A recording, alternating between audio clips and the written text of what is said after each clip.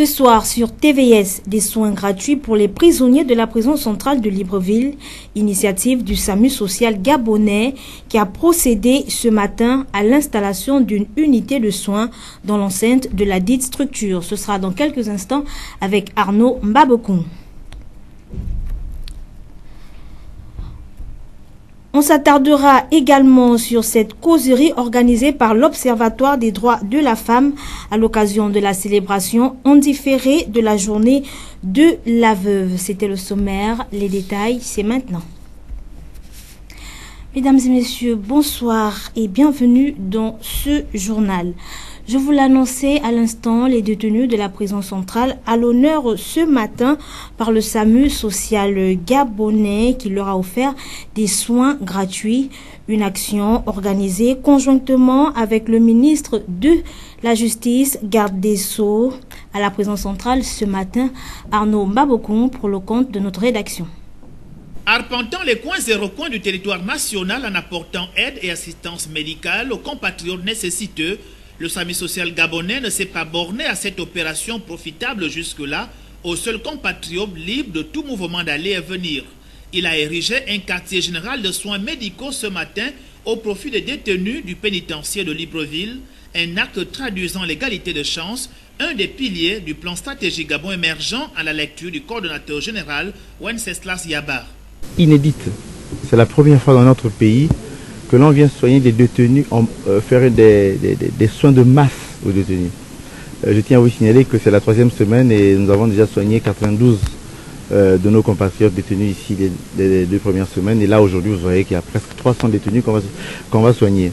Et je tiens à remercier encore une fois le ministre d'État, mais aussi remercier les plus hautes autorités de notre pays qui ont permis au SAMU social en 11 mois et demi de soigner, d'accompagner, de sortir de l'exclusion de la pauvreté 50 000 de nos compatriotes. Et en ce jour anniversaire, puisque ça fait 1 an aujourd'hui que le SAMU social est né, nous allons faire l'anniversaire, fêter l'anniversaire avec vous tous au Méridien de Libreville ce soir. C'était un signe que de dire que les Gabonais, entre guillemets, libres à l'extérieur sont pris en charge par le SAMU social, mais il faut venir aussi voir les Gabonais ici. C'est un problème d'égalité des chances, tel que prôné par le chef de l'État et par le gouvernement. Une opération savamment préparée en amont avec la tutelle et qui traduit la présence de l'État aux côtés de ses fils et filles, bien que privés de liberté. Compte tenu des situations financières drastiques que connaît notre pays aujourd'hui, il n'était pas possible d'offrir aux détenus une consultation gratuite. Le SAMU s'est porté disponible pour le faire. Il a déployé tous les moyens en sa possession pour que cette journée soit une réussite. Et aujourd'hui, je viens de visiter justement ces détenus qui se sont fait consulter depuis ce matin. Et je me rends compte que c'est une excellente opération. Nous souhaitons simplement qu'elle perdure dans le temps. Pour l'instant, nous allons essayer de faire en sorte que cette opération se fasse 1 fois par semaine. Et nous verrons au fur et à mesure si nous ne pourrons pas augmenter le nombre de prestations par semaine. Toujours est-il que je voudrais vraiment attirer l'attention des uns et des autres que c'est une première dans notre pays. Et lorsque ce genre d'opération se fait, il vous revient à vous également, aux hommes de presse, de relayer ce message pour dire que le Gabon aussi est en avant-garde au niveau des droits de l'homme. C'est une conséquence qui nous interpelle tous, parce que on est en prison certes, mais on n'est pas un paria de la société. L'État met également des moyens pour essayer de faire en sorte que nos compatriotes qui sont ici dans un endroit d'isolement ne soient pas considérés comme des rejetés de la société. Nous les accompagnons. Les prisonniers sont là depuis 2 ans, 3 ans, ils ne sont pas jugés. Qu'est-ce qui sera fait dans les prochains jours pour régler cette situation? Justement, vous faites bien d'en parler. Je venais de rassurer les uns et les autres. C'est une préoccupation constante du gouvernement. Vous savez que nous avons été paralysés par des grèves des magistrats, suivies de grèves des greffiers, ce qui a fait en sorte que les tribunaux ne fonctionnent pas correctement. Mais nous sommes en train de prendre des dispositions. Le chef de l'État m'a instruit pour que dès la semaine prochaine, nous puissions organiser des sessions criminelles spéciales sur toute l'étendue du territoire. Ça permettrait de condamner ceux qui doivent l'être et évidemment de pouvoir libérer ceux qui ont déjà purgé une peine importante. Donc, ce qu'il convient de rappeler ici, c'est que toutes les dispositions seront prises. Le SAMU social gabonais et le gouvernement, par l'entremise des responsables présents, se sont donné des engagements de pérenniser cette action qui touchera tous les détenus à travers le territoire national et pour coordonner celle-ci, qui aboutira à un mariage de raison, l'État et le SAMU social annoncent la signature très prochaine d'une convention. Et au cours de cette même cérémonie, Edgar Anissé Mbumbu Miyaku a répondu à la question des détenus non jugés. À cela, celui-ci rassure malgré tout de la tenue des audiences très prochaines et relatives. Nous l'écoutons toujours au micro d'Arnaud Babokon. Venez de rassurer les uns et les autres, c'est une préoccupation constante du gouvernement. Vous savez que nous avons été paralysés par des grèves des magistrats, suivies de grèves des greffiers, ce qui a fait en sorte que les tribunaux ne fonctionnent pas correctement. Mais nous sommes en train de prendre des dispositions. Le chef de l'État m'a instruit pour que dès la semaine prochaine, nous puissions organiser des sessions criminelles spéciales sur toute l'étendue du territoire. Ça permettrait de condamner ceux qui doivent l'être et évidemment de pouvoir libérer ceux qui ont déjà purgé une peine importante. Donc, ce qu'il convient de rappeler ici, c'est que toutes les dispositions seront prises pour que tous ceux qui sont prévenus aujourd'hui soient condamnés. Et ce qui est important également de souligner, c'est que des efforts sont faits. Nous avons tenu récemment des audiences foraines. Je crois que les responsables de la prison pourraient faire le point avec eux ou encore ceux de la magistrature pour constater que beaucoup de prisonniers ont été élargis.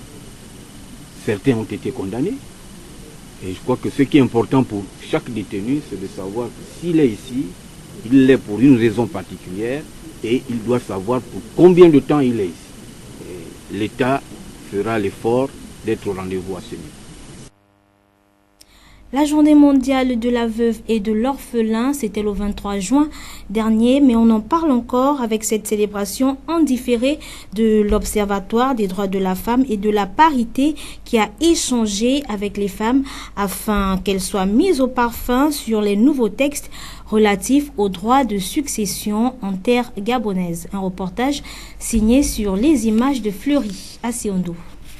Ce sont des semaines plus tard, après la célébration officielle le 23 juin dernier de la Journée internationale des veuves, que l'Observatoire des droits de la femme et de la parité a échangé avec les femmes dans l'optique de relayer les informations issues des activités organisées lors de cette journée. Une causerie devant permettre à ces femmes d'être au même degré d'information que toutes les autres. La mise en place du nouveau texte réglementant les successions a constitué l'essentiel de cette causerie. Ce texte est de 2015. Il y a eu beaucoup d'innovations à l'intérieur. Je peux citer quelques exemples. L'acte de décès est maintenant délivré en plusieurs exemplaires, en autant d'exemplaires qu'il y a d'héritiers. Le conseil de famille a disparu pour faire place au conseil successoral. Lorsque une veuve ou un veuf est en communauté de biens, on liquide d'abord la succession avant de faire quoi que ce soit. Et même s'il est en séparation de biens, si il est prouvé que même en séparation de biens, il y a des choses qu'il a fait en commun avec sa femme, on enlève d'abord la part de cette femme ou de ce monsieur, si c'est lui le veuf, avant de faire tout acte successoral. Les délais accordés aux juges, aux notaires, ont été strictement abrégés pour que les héritiers sortent rapidement de l'indivision. L'Observatoire des droits de la femme et de la parité, dont les objectifs se définissent en 3D, c'est-à-dire dénoncer toute discrimination à l'égard de la famille, la femme et l'enfant, diffuser et vulgariser des textes en faveur de ceux-ci et défendre les écarts des droits, a également en son sein une antenne spirituelle pouvant aider les veuves à surmonter leur chagrin par la prière. À l'intérieur de l'observatoire, il y a ce qu'on appelle une antenne spirituelle. Pourquoi? Parce que ce sont des personnes qui sont traumatisées, qui ont besoin de consolation. Nous avons vu que beaucoup n'ont même pas besoin de tribunal. Ils ont besoin d'autre chose, c'est-à-dire la parole de Dieu. Et c'est pourquoi le centre de prière victorieuse est né. Et c'est ce centre de prière qui s'occupe de ces cas-là. Il est animé par les serviteurs, des servantes de Dieu et de toute personne qui peut prier. Et parce que nous avons vu que parfois, lorsqu'on prie pour une femme, pour un homme, ça règle le problème plus rapidement que si on l'amenait chez le psychologue. Célébré cette année sous le thème Veuve et l'appropriation de ses droits, une thématique bien pensée, surtout qu'au Gabon, de nombreuses femmes ignorent encore leurs droits. Présentant la loi de finances 2018 et les mesures de redressement des finances publiques lors d'une conférence de presse animée hier à Libreville, le ministre du Budget a rassuré que le Gabon n'est pas en cessation de paiement, mais que l'intérêt national, j'y arrive, exige un minimum de sacrifice. Pierre Parfait, Mbadikumbu.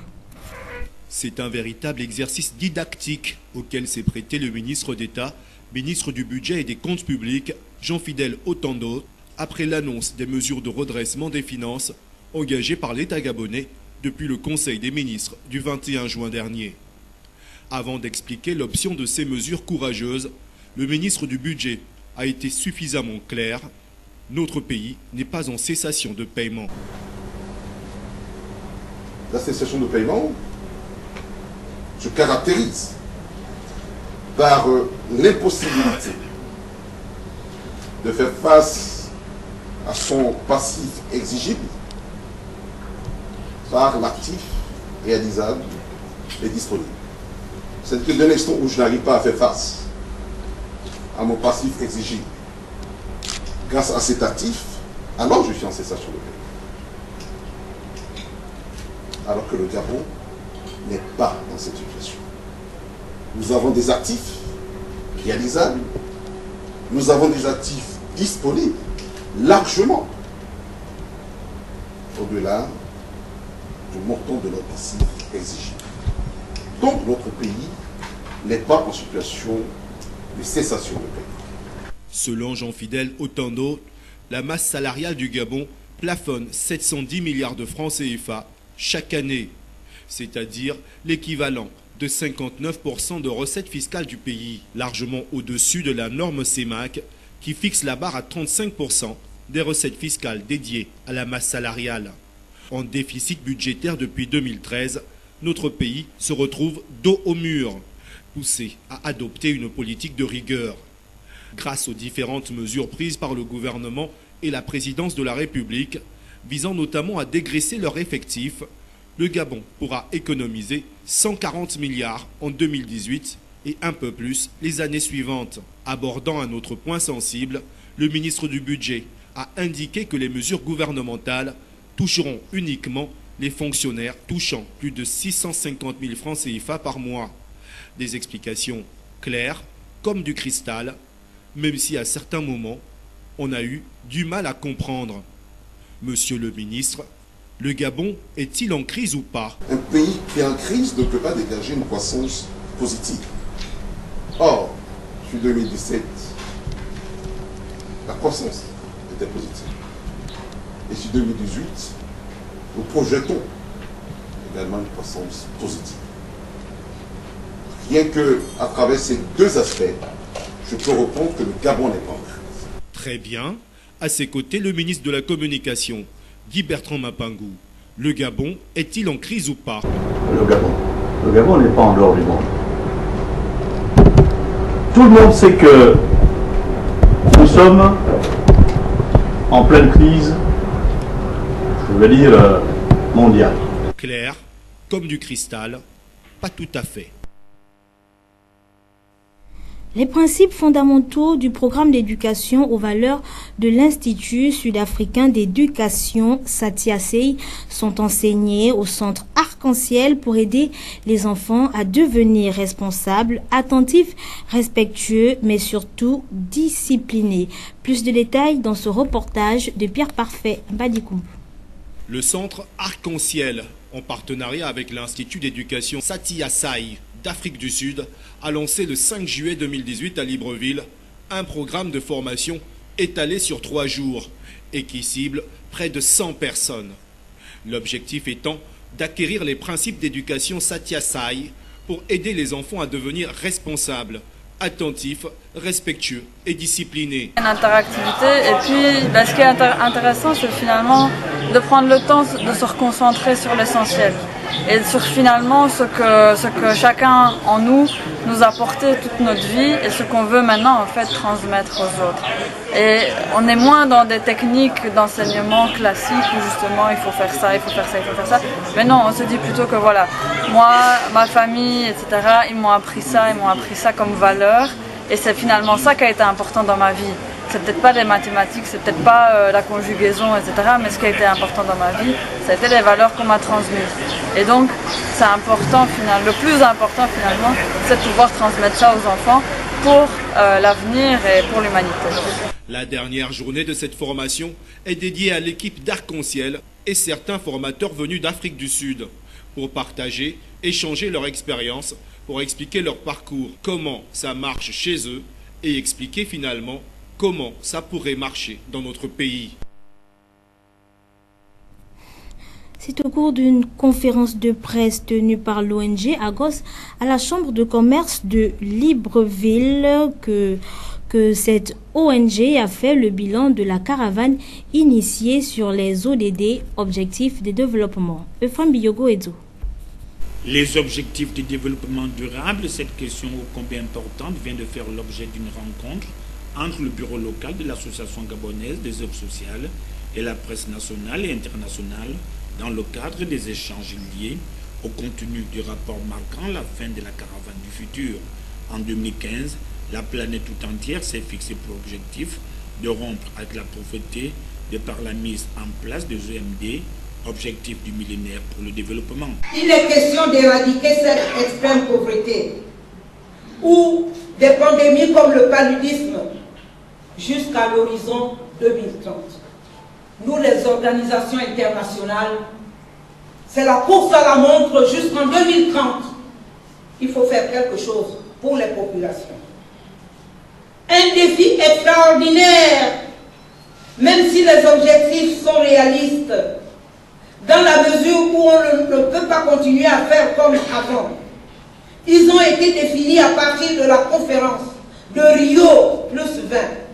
En 2012, dans un groupe de travail ouvert de 70 pays.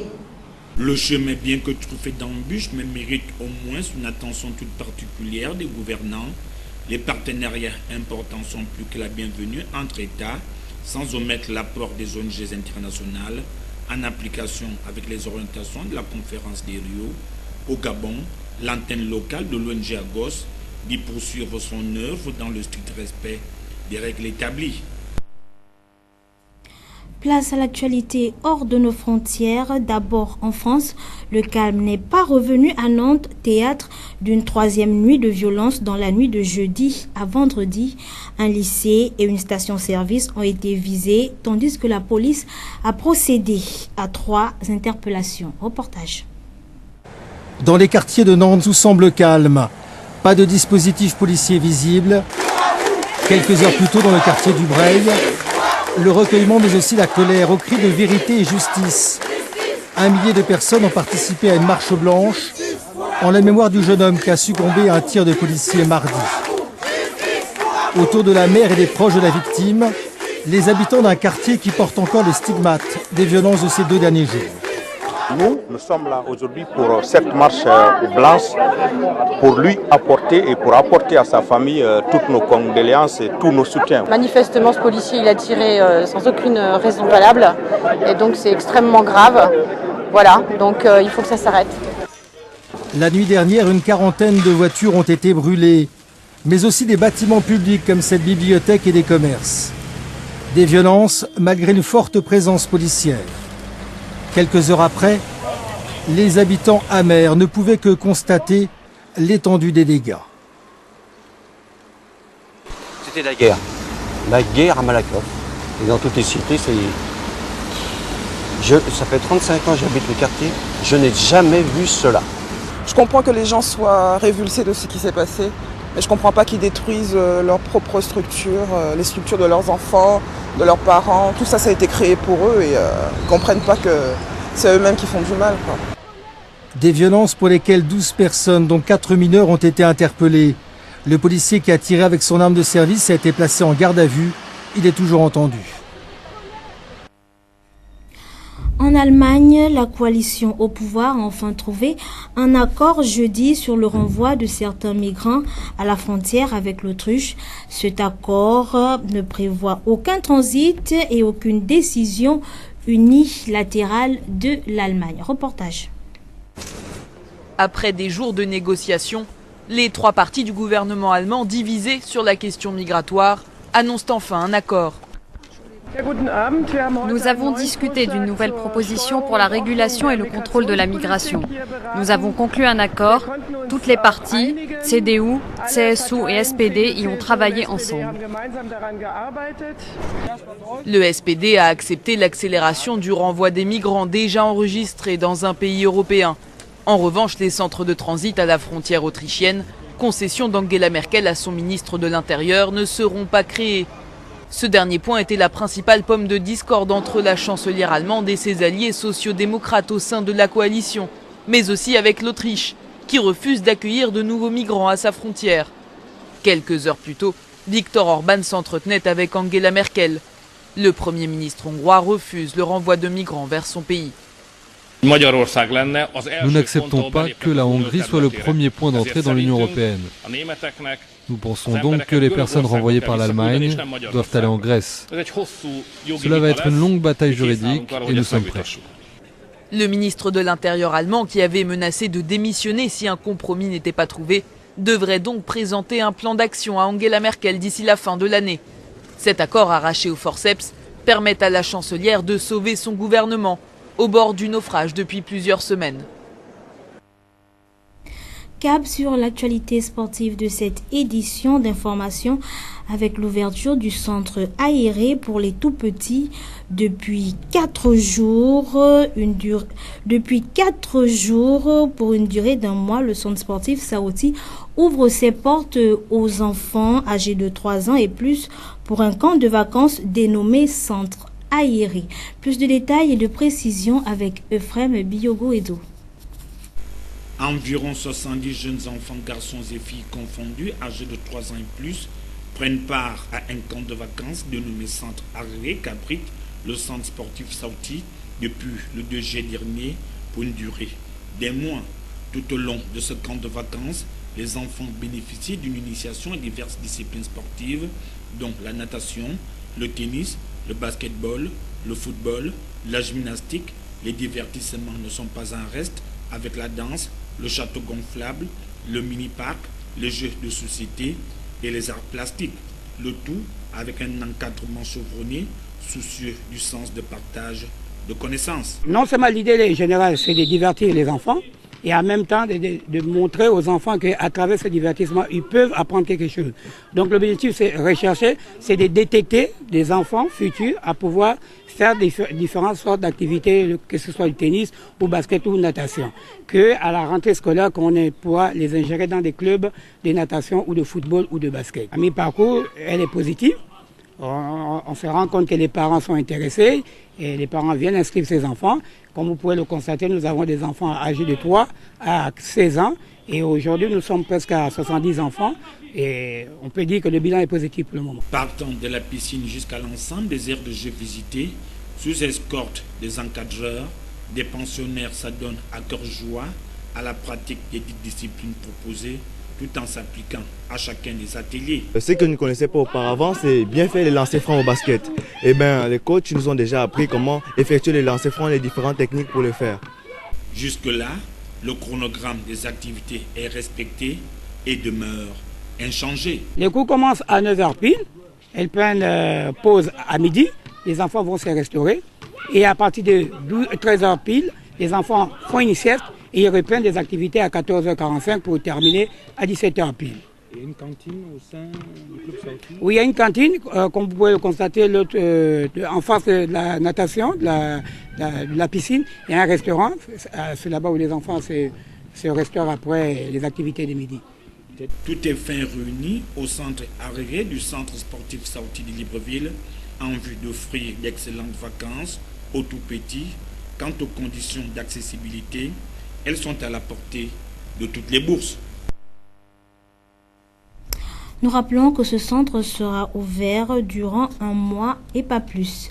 Nous poursuivons avec l'association pour la promotion du Maracana au Gabon qui a honoré en différé les pères à travers un mini-tournoi qu'elle a organisé sur le plateau sportif de Ndingayon. Les détails de cette rencontre, c'est avec Ulrich Sima et là.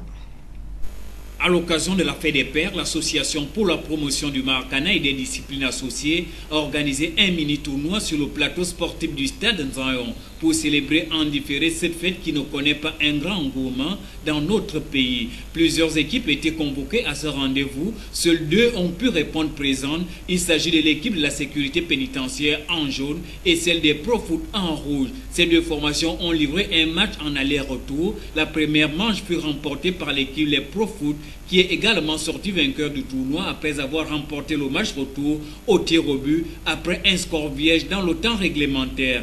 Dans le respect du règlement du Maracana qui impose impérativement une victoire pour la rencontre. Une note de satisfaction pour les différents acteurs qui trouvent toujours leur plaisir dans cette discipline qui fait son bout de chemin au Gabon. À la base, on vient d'abord transpirer et après on découvre une discipline qui a d'autres règles de jeu. Donc après, c'est toujours une satisfaction. Bon, disons que le niveau quand même il était intéressant. Il était, bon, on ne va pas dire très haut, mais il était intéressant parce que c'est des anciens joueurs, des anciens internationaux qui ont joué. Donc après, il fallait tenir le bon bout jusqu'à la fin. Ça n'a pas été facile, mais bon, ça va. Nous avons eu un peu de difficulté à nous adapter au début du match, mais avec le temps, on s'est amélioré. J'espère que la prochaine fois, on aura le mieux possible. L'état d'esprit, une bonne état d'esprit. Et juste vous dire que la prochaine fois, on verra. Le président de l'association pour la promotion du Maracana, André Obam Ondo, s'est expliqué sur le bien fondé de ces mini-tournois et il en a profité pour faire l'économie du dernier congrès axé sur cette discipline qui a eu lieu en Côte d'Ivoire. Nous avons repoussé la fête des pères. Vous savez qu'il y avait une fête des pères la semaine dernière et nous avons voulu honorer les pères en faisant un joint du Maracana pour une fête des pères avec des pères en bonne santé. Donc c'est un peu l'objectif de notre ce matin. Ce qui ressort de ce congrès, de ce grand congrès qui a regroupé près de 14 pays qui vont participer à la Maracane. D'abord c'est la nouvelle appellation de la CAN, la Maracane 2018 à Abidjan. Ce qui ressort, c'est que le Congrès a simplement décidé de remodifier l'appellation des vétérans en nommant maintenant les vétérans super seniors. Donc ça fait plus marqué sur le plan marketing. Et maintenant, la deuxième chose, nous avons visité les sites qui devraient appliquer les compétitions, les écoles également. Et nous avons visité aussi le village de sport qui avait appliqué les Jeux africains à Abidjan. Donc voilà un peu ce qui ressort du congrès sur les préparatifs de la CAN. Ce rendez-vous a permis en même temps au bureau de l'association du Maracana de communiquer sur le championnat de l'Est hier et la remise des récompenses aux 2 équipes a marqué la fin de cet événement. En cette période de fin d'année scolaire, l'heure est plutôt au bilan pour différentes ligues sportives. Après le président de la Ligue de football de l'Estuaire, c'est la Ligue de taekwondo qui a emboîté le pas. Reportage. L'heure est désormais au bilan sportif dans les différentes ligues et associations sportives nationales.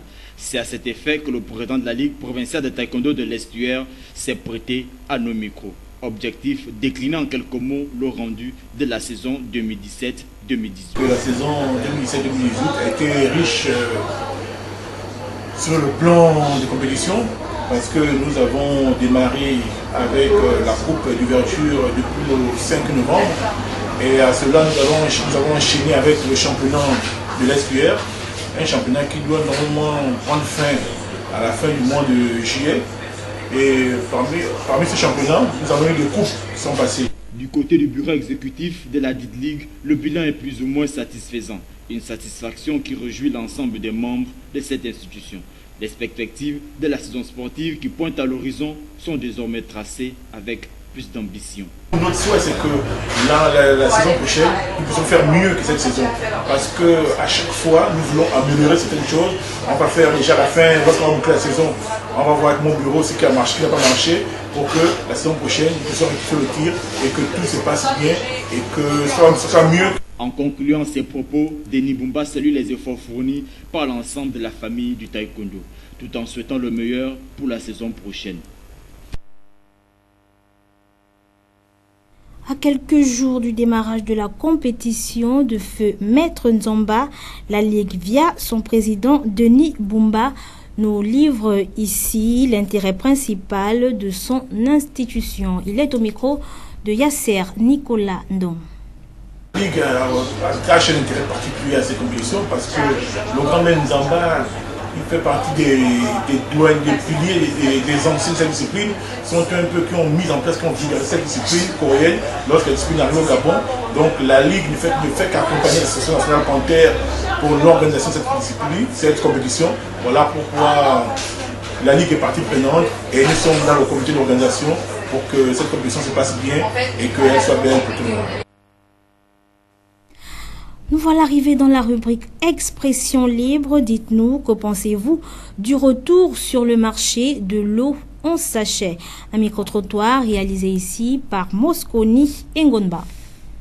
Bon, je pense que c'est une mauvaise idée du moment où le pouvoir en place avait déjà pris, avait pris une décision sur l'interdiction de ces sachets parce que ils sont une source de pollution. Non seulement, on ne sait pas d'où leur provenance, on ne connaît pas leur provenance. Mais les gens se retrouvent en train de boire de l'eau. Certes, on veut étancher sa soif, mais les conditions d'hygiène de cette eau n'est pas, je peux dire, appropriée. Je sais pas, il y en a qui diront que c'est une bonne chose parce que certainement ça aide les populations démunies comme nous autres. Bon. Pour certains, ce n'est pas une bonne chose, peut-être que c'est facteur des maladies et tout. À mon avis, s'ils ont pris les mesures pour annuler, il vaut mieux qu'on l'annule une bonne fois. À mon propre avis. Le retour de l'eau en sachet dans les boutiques. Je dirais que cela confirme le manque de sérieux de nos gouvernants. Eux-mêmes, ils prennent des décisions et ils sont les premiers à bafouer les mêmes décisions qu'ils prennent. Donc, pour moi, c'est un manque de sérieux, non seulement des services d'hygiène concernés et aux gouvernants qui doivent sévir. On doit comprendre que certains ont arrêté et d'autres continuent à vendre des sachets d'eau et tout ça là, c'est les populations qui sont exposées. Moi je pense sincèrement que si l'État prend une décision qu'ils doivent, la respecter, si au retour, si les sachets d'eau doivent être éradiqués, qui doivent être éradiqués pour de bon. Maintenant, si ça revient, est-ce qu'il y a toujours les mêmes risques de maladies ou encore de contagion, je ne sais pas trop. Je pense que ça doit être éradiqué pour de bon, selon moi. Je dis ces eaux-là sont des eaux souillées. Et vous allez voir même dans les sachets un dépôt. Ce dépôt-là, il y a des ordures, il y a de la boue. Mais qui a fait les analyses dans cette boue? C'est des eaux souillées. C'est des eaux souillées.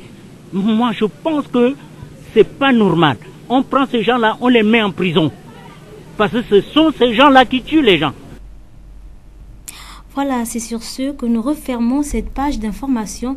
Mesdames et messieurs, merci d'avoir été des nôtres et à très bientôt pour une nouvelle page d'infos sur TVS.